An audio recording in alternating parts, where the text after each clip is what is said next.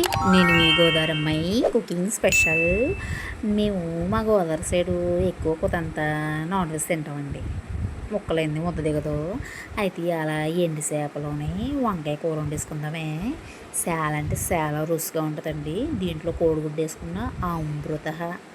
మనం ముందు ఏం చేస్తామంటే ఎండి చేపలని బాగా కడిగేసి వేడి నీటిలో ఒక నిమిషం ఉంచి వేడి నీటిలో కడిగిన తర్వాత ఆ తర్వాత మనం ఏం చేస్తామంటే కొత్తంత గిన్నె పెట్టుకుని అందులో కొత్తంత ఆయిల్ వేసుకుని ఆయిల్ బాగా వేగిన తర్వాత మనం ఈ ఎండు చేపలు ఏదైతే ఉన్నాయో మనం వేసుకోవాలన్నమాట. మీడియంలో పెట్టుకుంటే హైలో పెట్టుకుంటే మాడిపోతాయి, స్లో పెట్టుకుంటే అంటుకుపోతాయి. మీడియంలో పెట్టుకుని ఇలా ఎర్రగా వేయించుకోవాలండి. లోపల ఏమన్నా బ్యాక్టీరియా ఉంటే చచ్చిపోద్ది అనమాట. ఎండు చేప ఉప్పు పెట్టి ఎండబెడతారు కదండి, సో ఎక్కువ పాడవదులేండి. కానీ మన భయం మంది కదండి. కూతంత బాగా వేడి చేసుకుని పక్కన పెట్టేసుకుందాం. మనం మరి ఉల్లిపాయలు కోసేసుకుని పచ్చిమిరకాయలు కోసేసుకుని వంకాయలు కూడా కోసేసుకుని కూతంత ఉప్పేసి ఆ నీటిలో వంకాయలు ఉంచాలండి. లేదంటే సేపు మారిపోద్ది, నల్లగా అయిపోద్ది అనమాట. సో చూసారు కదా, ఈ నూనెలో ఇది వేగిన తర్వాత తీసేసేయండి. పర్లేదు, ఈ నూనె మనం యూస్ చేసుకోవచ్చు, ఏం కాదు. చాలా కమ్మగా ఉంటుంది కూర, టేస్టీగా ఉంటుంది. ఒక ముద్ద కన్నా 10 ముద్దలు ఎక్కువ లాగించేస్తారండి. చెప్తుంటేనే నోరు ఊరిపోతుందండి. నాన్ వెజ్ ఎవడ కనిపెట్టాడు కదండి, అద్దరిపోతాయండి చేసుకునే విధంగా చేసేస్తే. మరి మీ గోదావరి అమ్మాయి ఉంది కదండి, గోదావరి స్టైల్. అటు తూర్పుగోదావరి, ఇటు పశ్చిమ గోదావరి తెలుసు కదండి. అటు అలా వండుకుంటారు, ఇటు వండుకుంటారండి. అది కలగలిపి కొట్టిందే నేను. నా స్టైల్లో నేను చేస్తున్నాను, చూసేయండి. చూసారు కదా, ఆ నూనెలో నేను ఉల్లిపాయలు వేసాను, పచ్చిమిర్చి వేసాను, కరివేపాకు కూడా వేసాను. అంటే ఆ ఫ్లేవర్ ఉంటుంది, బాగుంటుంది అనమాట. సో సాల్ట్, పసుపు కూడా వేసుకుని మనం ఉల్లిపాయలని బాగా రోస్ట్ చేద్దాం. మరి నూనె లేకుండా ముందే ఏం చేస్తాను కదా, మరి ఎండిసేప వేయించాను కదండి. సో పర్లేదు, ఇప్పుడు వేసేసుకోండి. కొత్తంతా వేసుకున్న తర్వాత అల్లం వెల్లుల్లి పేస్ట్ 1/2 టీ స్పూన్ వేసుకోండి.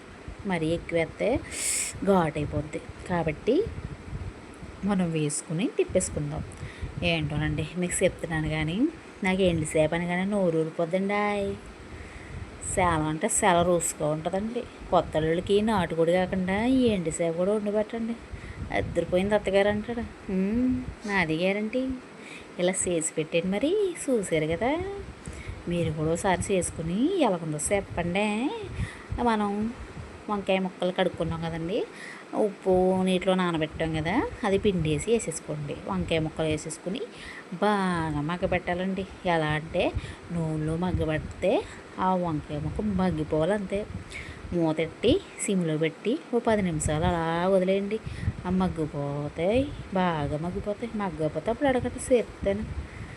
బాగా ఎంత మగ్గితే అంత బాగుంటుందన్నమాట. మనం అన్నంలో ముద్దలో కలుపుకున్నప్పుడు వంకాయ కలిసిపోవాలి, అలాగని ముక్క ముక్కలా ఉంటే బాగోదు. కాబట్టి నేను కొంచెం క్వాంటిటీ చేస్తున్నాను, మీకు జూమ్ చేస్తున్నాను కాబట్టి అది ఎక్కువ అనిపిస్తుంది. సో నేను ఎక్కువ చేయట్లేదు. మా ఇంట్లో తినరంతా, నాకు ఇష్టం కాబట్టి నేను చేసుకుంటున్నాను నా మట్టికి.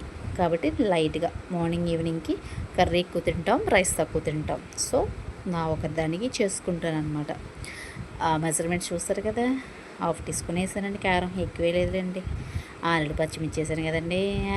చూసారా, కారం వేయగానే సేపులు మారిపోయి కలర్ మారిపోయింది కదండి. అదనమాట.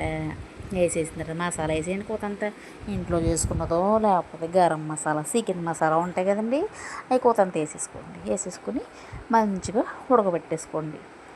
లాస్ట్ని ఎండుమిర్చి చేసుకోండి. అదే ఎండు చేపలు అనమాట. ఎండు చేపలు వేసుకుని అది కూర మగ్గబెట్టుకోండి. ఆ క్లిప్ మిస్ అయ్యింది. సో కొద్దిగా వాటర్ వేసుకుని ఒక 10 నిమిషాలు మగ్గబెట్టుకుంటే మనం వేడి వేడి వంకాయ ఎండు చేపల కూర రెడీ. చూసారు కదా, ఉప్పు సరిపోయిందో లేదో అప్పుడే చూసుకోండి. మీరు చూసుకుని వేసుకోండి. నేను కొంచెం వాళ్ళకి వెజ్, నాకు నాన్ వెజ్. సో ఈరోజు టమాటా కర్రీ, ఎండు చేపలు, వంకాయ కర్రీ చాలా చాలా బాగుంటుంది. చేసుకుని తినండి. అంతే. Thanks for watching. నేను మీ బంగారు కుకింగ్ స్పెషల్ వ్లాగ్స్.